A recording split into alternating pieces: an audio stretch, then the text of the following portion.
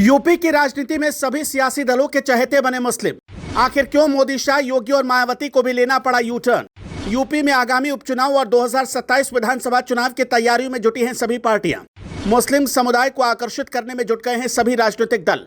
UP में 10 विधानसभा सीटों पर उपचुनाव होने वाले हैं। यूपी में 10 विधानसभा सीटों पर होने वाले उपचुनाव और 2027 में विधानसभा के आम चुनाव के लिए सभी सियासी दल जनाधार बढ़ाने के लिए मुसलमानों पर डोरे डाल रहे हैं।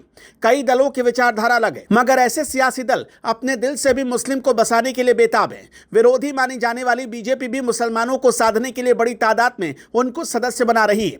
रालोद भी भाजपा के साथ जाकर एनडीए का हिस्सा हो गया, लेकिन सहारनपुर में उसने संगठन मजबूती के लिए मुसलमानों को जिला अध्यक्ष बनाया। बीएसपी सुप्रीमो मायावती ने लोकसभा चुनाव में मुसलमानों की बेरुखी से खफा होकर आगे के चुनाव में मुसलमानों को टिकट देने पर सोचकर विचार करने का ऐलान किया, लेकिन अब मुस्लिम जोड़ो अभियान शुरू कर दिया है। सपा का मुसलमानों पर पहले से खास फोकस है ही।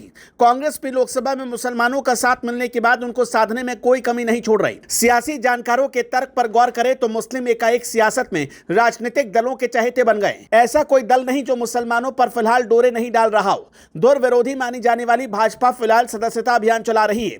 बीजेपी ने अपने अल्पसंख्यक मोर्चे को यूपी से 5 लाख सदस्य मुस्लिम बनाने का लक्ष्य सौंपा है। बीजेपी अल्पसंख्यक मोर्चा के प्रदेश अध्यक्ष कुंवर बासित अली मुसलमानों को सदस्य बनाने के लिए वेस्ट यूपी में सदस्यता रथ लेकर घूम रहे हैं। उनका कहना है कि मुसलमानों को अपने हक में सरकारी योजनाओं के लाभ की जानकारी लेने के बाद बीजेपी से तेजी से जुड़ रहे हैं। बीजेपी के सहयोगी दल रालोद भी मुसलमानों को साधने की पूरी कोशिश कर रहा है। जब रालोद ने बीजेपी के साथ जाने का ऐलान किया तब मुसलमानों ने नाराजगी जताई थी। फिलहाल सहारनपुर जिले का अध्यक्ष मुस्लिम शाहजहां खान को बनाया है। मेरठ में रालोद का जिला अध्यक्ष मतलूब गौड़ मुस्लिम है। रालोद अल्पसंख्यक मोर्चा के प्रदेश महामंत्री संगठन आतिर रिजवी का कहना है कि मुस्लिम रालोद की मजबूत नींव है। एक सप्ताह में रालोद अल्पसंख्यक मोर्चा में मेरठ का जिला अध्यक्ष डॉक्टर इकबाल मलिक, बागपत का जिला अध्यक्ष इरफान अली और शामली का जिला अध्यक्ष उमरदीन मंसूरी को बनाया है और जिलों में भी जल्द मुसलमानों को ही जिम्मेदारी दी जाएगी। बहुजन समाज पार्टी की प्रमुख मायावती ने इसी साल हुए लोकसभा चुनाव के बाद ऐलान किया था कि मुसलमानों ने उन्हें वोट नहीं दिया, जबकि सबसे अधिक टिकट बसपा ने उनको दिए थे।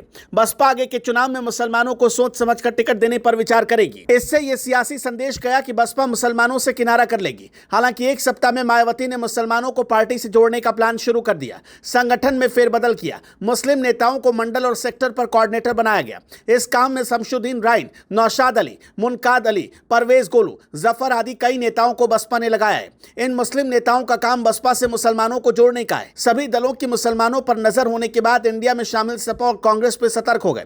सपा का बड़ा वोट बैंक मुस्लिम माना जाता है। उसने मुसलमानों में जाकर संगठन के लोगों से दुख दर्द जानने को कहा है। सपा नेता दिनेश गुर्जर का कहना है कि मुसलमानों की पहली पसंद सपा है। कांग्रेस ने लोकसभा चुनाव में मिले मुसलमानों के साथ को और मजबूत करने के लिए घर घर दस्तक देने का जिला संगठन को जिम्मा सौंपा है। ज्ञात हो कि उत्तर प्रदेश की 10 विधानसभा सीटों पर उपचुनाव होना है। इनकी तारीखों की घोषणा चुनाव आयोग ने अभी नहीं की है, लेकिन इसके पहले ही राजनीतिक दल इन सीटों पर रणनीति बनाने में जुट गए। इन उपचुनावों के लिए उत्तर प्रदेश के मुख्यमंत्री योगी आदित्यनाथ सबसे अधिक पसीना बहा रहे हैं।